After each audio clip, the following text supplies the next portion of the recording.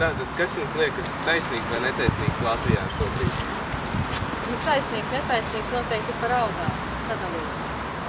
Kad ir cilvēki, kas ir ļoti nabadzīgi, kam ir finansiāli ļoti trūcīgi un kas ļoti bagāti, bet arī tas algas diferenciējums ļoti netaisnīgs.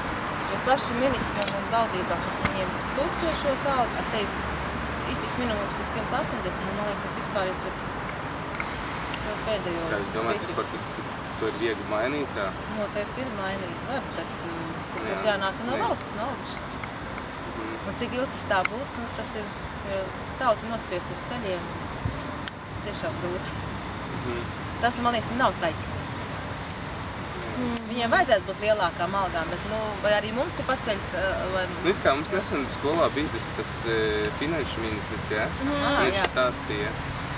Jā, paldies. Paldies. Jā.